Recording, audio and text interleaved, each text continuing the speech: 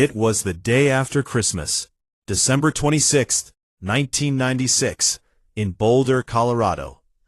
The Ramsey family should have been enjoying a quiet morning after celebrating the holidays. Instead, it became the beginning of one of the most infamous, unsolved murder cases in American history. 6-year-old JonBenét Ramsey was reported missing after her mother, Patsy Ramsey, said she discovered a handwritten ransom note lying on the staircase inside their home. The note claimed that JonBenét had been kidnapped by a small foreign faction and demanded exactly $118,000 for her safe return, the same amount as John Ramsey's recent work bonus. The note instructed the family not to contact police and warned that if they did, JonBenét would be killed. Despite those instructions, Patsy immediately called 911 at around 5:52 that morning. Within minutes, police officers arrived at the Ramsey home on 15th Street in Boulder. Friends, neighbors, and family members also gathered inside the house, hoping for good news. Detectives initially treated the home as the scene of a kidnapping. Hours passed with no phone call from the supposed kidnappers. The deadline mentioned in the ransom note came and went. Nothing happened.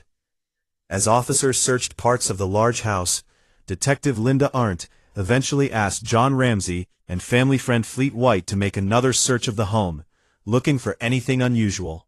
John headed toward the basement. He opened the door to a small windowless storage room. There, lying on the cold concrete floor, was his 6-year-old daughter. JonBenét Ramsey was dead. She had duct tape covering her mouth. Her wrists had been loosely tied. Around her neck was a cord attached to a homemade garrote, fashioned from nylon cord, and part of a broken paintbrush, believed to have come from one of Patsy Ramsey's art supplies. John picked up his daughter's body and carried her upstairs into the living room, unintentionally disturbing crucial forensic evidence in the process. The kidnapping investigation instantly became a homicide investigation. The autopsy would reveal horrifying details. JonBenét had suffered a severe blow to the head that fractured her skull. Medical examiners also concluded that she had been strangled. Investigators believe the head injury and strangulation occurred close together, although experts have debated which came first. Evidence also suggested she had eaten pineapple not long before her death. A bowl containing pineapple was later found in the kitchen. That seemingly ordinary snack would become one of the many mysterious clues investigators struggled to explain. From the very beginning, almost nothing about the crime made sense. If this had been a kidnapping, why was JonBenét's body still inside the house? Why would kidnappers spend time writing a ransom note nearly 3 pages long inside the victim's home, instead of bringing one with them? Why demand exactly $118,000, a strangely specific amount matching John Ramsey's Christmas bonus? Why leave behind the body? And why were there so few signs of forced entry? Those questions have haunted investigators for nearly 3 decades. Welcome back to What Really Happened To. Tonight, we're diving deep into one of the greatest mysteries in criminal history, the murder of JonBenét Ramsey. A case filled with contradictions. A case that divided detectives, forensic experts, journalists, and the public. A case where nearly everyone became a suspect at one point. And a case where, despite decades of investigation, no one has ever been convicted. To understand how everything unraveled, we first need to understand who JonBenét Ramsey was. Born on August 6, 1990, JonBenét Patricia Ramsey appeared to have a picture-perfect childhood.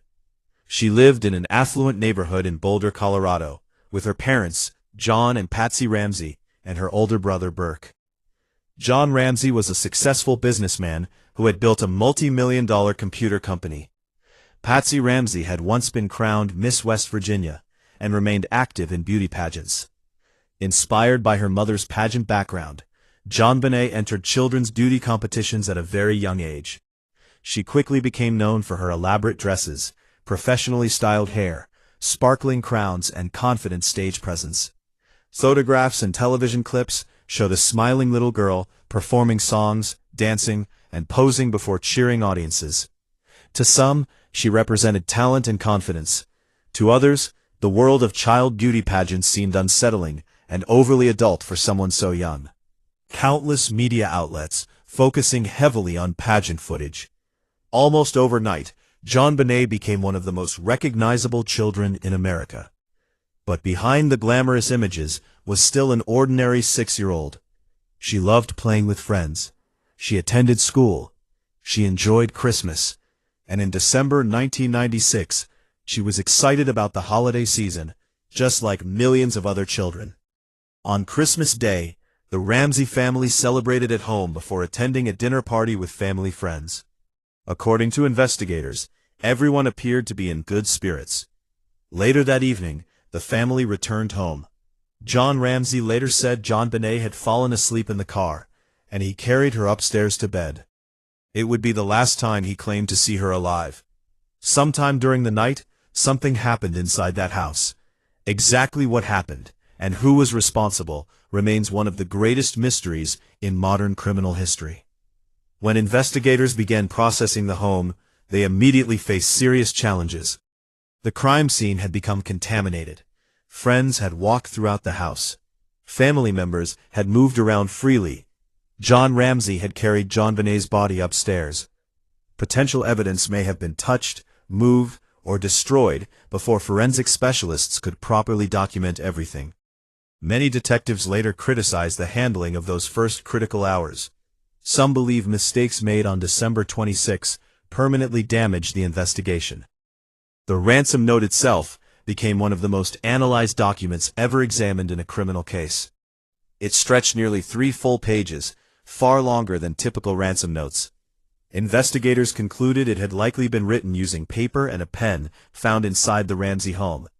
Even stranger, the writer appeared to have practiced writing before composing the final version.